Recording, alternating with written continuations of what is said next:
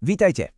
Táto príručka je navrhnutá tak, aby vás pripravila na jednu z najdôležitejších úloh v čase krízy. A to je práca vo výdajni odberných oprávnení, alebo teda skrátene VOO. Poďme si spolu prejsť všetko, čo treba vedieť, aby sme túto misiu zvládli s prehľadom a hlavne so zodpovednosťou. Začnime scénárom, ktorý si dúfajme nikdy nezažijeme, no na ktorý jednoducho musíme byť pripravení. Predstavme si, že príde nejaká kríza, katastrofa, ktorá zo dňa na deň preruší dodávky. Obchody sú zrazu poloprázdne, chýbajú tie najzákladnejšie veci. V takej chvíli samozrejme v spoločnosti rastie napätie a neistota. A presne v tomto momente štát aktivuje niečo, čo sa volá systém hospodárskej mobilizácie. A práve tu sa úloha výdajne odberných oprávnení stáva absolútne kľúčovou. Jej členovia budú tými, ktorí v prvej línii zabezpečia, aby sa životne dôležité zdroje dostali k ľuďom, a to spravodlivo a bez chaosu. Dobre, takže čo nás čaká?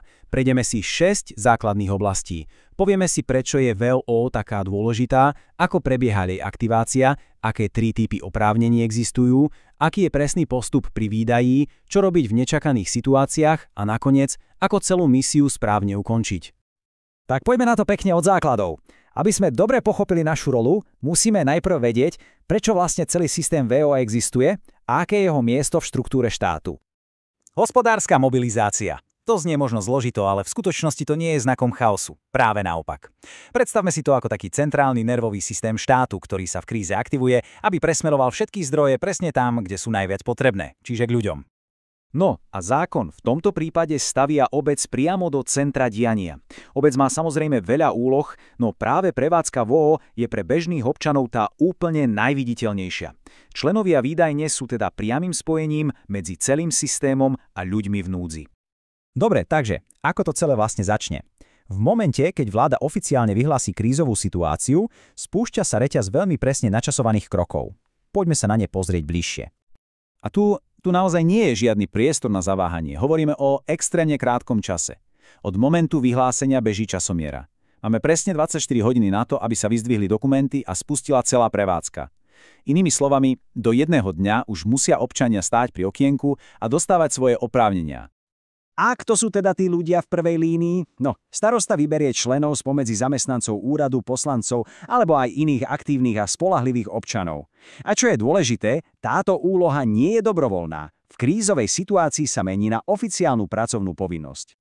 Takže teraz sa pozrieme na samotné nástroje práce. Sú to vlastne 3 základné typy oprávnení, ktoré sa budú vydávať. Každé jedno slúži na trochu iný účel. Prvým je tzv. Nákupný preukaz. Ten je určený na bežné nákupy základných potravín, ako je napríklad chlieb, mlieko a podobne.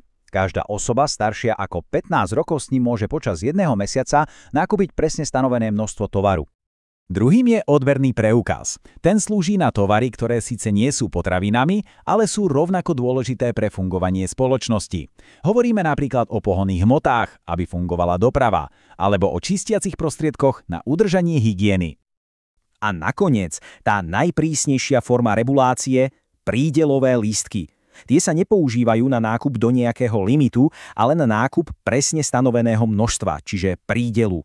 Celý systém je navyše veľmi rozumne rozdelený podľa veku, aby sa zabezpečili správne dávky pre každého. A práve tu vidíme, ako hlboko je ten systém premyslený. Viete, toto nie je len nejaké plošné rozdelenie potravín. Vôbec nie.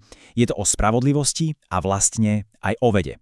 Predsa dieťa do 6 mesiacov má úplne, ale úplne iné nutričné potreby ako tínedžer alebo dospelý. Tieto kategórie zaisťujú, že každý, naozaj každý, dostane presne to, čo jeho telo potrebuje na prežitie. Dobre, nástroje poznáme. Teraz sa poďme pozrieť na samotný proces. Každý jeden krok pri výdaji musí byť zvládnutý perfektne. Od toho totiž závisí nielen efektivita, ale aj dôveryhodnosť celého systému. Pred nami sú 4 kroky, ktoré budú každodennou rutinou.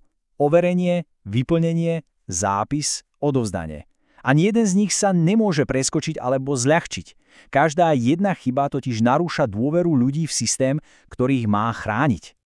Overenie totožnosti je ten prvý a najdôležitejší filter. Akceptuje sa samozrejme občiansky preukaz, pas či povolenie na pobyt pre cudzincov.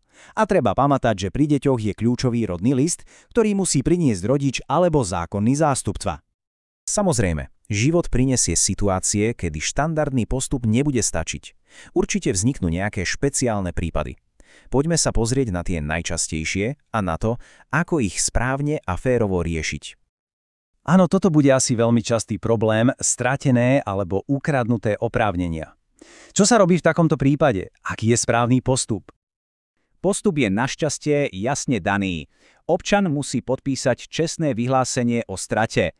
Až potom mu možno vydať náhradný doklad a ten musí byť viditeľne označený veľkým červeným písmenom N. Prečo? Je to jednoduché, aby sa zabránilo tomu, že niekto bude mať dva platné preukazy a zneužije systém na úkor všetkých ostatných. Systém samozrejme musí myslieť aj na tých najzraniteľnejších. Preto inštitúcie ako nemocnice, domovy sociálnych služieb alebo domovy dôchodcov nefungujú na báze individuálnych lístkov. To by bolo extrémne neefektívne. Namiesto toho dostanú na základe žiadosti jeden hromadný preukaz, aby mohli plynule zabezpečiť stravu a starostlivosť pre desiatky či dokonca stovky ľudí naraz. Každá kríza sa raz skončí a s ňou aj táto misia. Ale pozor, práca sa nekončí okamžite. Keď sa regulačné opatrenia zrušia, nasleduje veľmi presne stanovený postup, ako všetko uzavrieť a odovzdať. Tento posledný krok vlastne krásne ukazuje, aká dôležitá je zodpovednosť a evidencia. Všetky dokumenty, vydané, nepoužité, vrátené, sa musia do posledného kusa zrátať a odovzdať vyššie. Ide o úplnú transparentnosť a kontrolu celého procesu od samého začiatku až do úplného konca. Treba si zapamätať, že táto úloha nie je len o pečiatkách a papieroch.